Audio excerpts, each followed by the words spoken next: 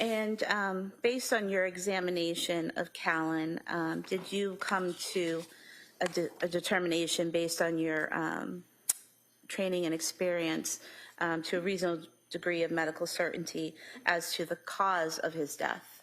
Yes. And what was that? Complications of mechanical asphyxia. An 8-month-old boy lay in a hospital bed for 3 days while his organs failed. Now, I want to direct your attention to January 29th, 2023. Did you perform an autopsy on Callan Patrick? His heart restarted, his body swelling with fluids meant to save him. It means that he had his whole body had more fluid than one would expect in a person or an 8-month-old who had not been in the hospital. And when the medical examiner finally stood before a jury, she described the marks on his neck not as a mystery, but as a conclusion. In terms of the marks around Callan's neck and the petechiae around his eyes and face, did that give you an indication here of the mechanism of death for Callan? Ligature strangulation, she said. Yes. And how so? It is consistent with a ligature strangulation, given that the abrasions are linear around his neck and there are... Consistent with. And can you tell us what your initial observations were of Callan when you started the external examination? Reasonable degree of medical certainty. Blockage of blood, either both to and from the head or just from the head, will cause a lack of oxygen to arrive at the brain. And there can be an element of airway compression as well, such that the lungs can't oxygenate properly. But here's what the jury never heard in that courtroom. Commonwealth would move to submit the autopsy photos as the next exhibit. Same objection. Same objection. They may be admitted.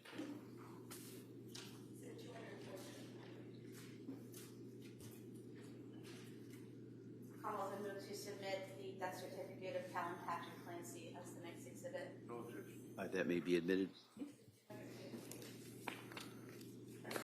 Because it was never tested. Hold on. Let me just, members of the jury, I just want to give you kind of revisit that instruction that I talked to you last week about. If you may remember, we talked about before they played that tape. All right? I just want to remind you that sometimes evidence is presented in the trial that creates emotional reactions. But as jurors who've taken an oath to follow the law, I'm instructing you, as I did last week, you must separate any emotional reaction on your part from the informational value and the weight from the evidence. You must not be influenced in any way by the unpleasant nature of the photographs and testimony that you're going to hear this morning or throughout the whole trial as well. So you must find the facts in this case based only on the evidence. Picture this: a single window sill in a Massachusetts home, a reddish-brown stain trailing downward like a question mark written in blood. That photograph existed the very first night. It sat in an evidence file through winter, through freezing temperatures, through 5 months of exposure, untouched. No swab, no screen, no test. Just a stain, waiting for someone to decide it mattered. Before we go deeper into what the evidence actually shows, make sure you're subscribed to Shadow Jury Archives. Because we don't just cover the story, we follow the facts. The defense didn't argue the blood didn't exist. They argued something far more dangerous for the prosecution, that the blood could mean something entirely different than what the state wanted it to mean.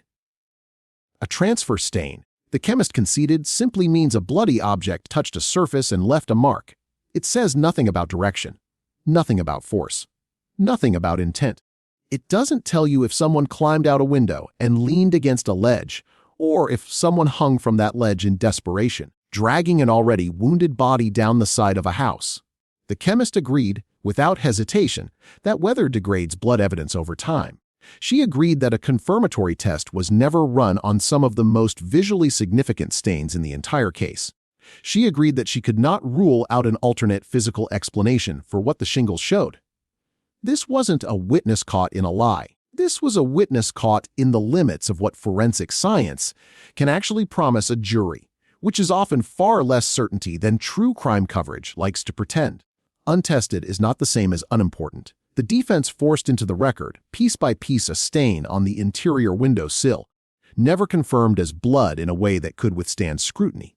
A stain directly beneath the window, visible in photographs from the very first night, never swabbed at all, because investigators believed they already had enough samples from a single bleeder in that area. A stain further down the exterior, sitting for 5 months before anyone circled back to it. One test skipped here, one test delayed there. Each decision reasonable in isolation. Together, they added up to something much harder to defend: a timeline with holes in it, presented to a jury as if it were whole. So ask yourself this: if the very stains that could have settled the argument were left on a rooftop through an entire New England winter, what exactly is the jury being asked to convict on? A theory, or a gap. Untested is not the same as unimportant. 12 people, sitting in a room, trying to reconstruct the final seconds before a body went through a window, using evidence that was allowed to decay in the open air for 5 months before anyone treated it like it mattered. The chemist did not deny any of this. She agreed, without hesitation, that the science she could offer was limited. She agreed that a direction of travel analysis was never performed. She agreed that the shingle stains were degraded to the point where testing might consume the last usable material. This wasn't a knockout blow.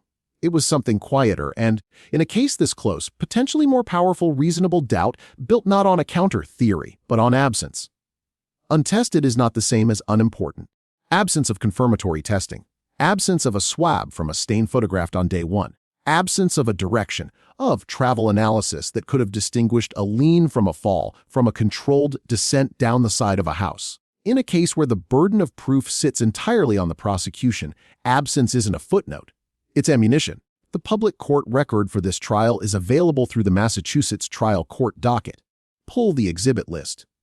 Look at what was tested and what wasn't. Then answer this in the comments. When investigators leave evidence exposed for months before deciding it's worth testing, who bears the cost of that decision?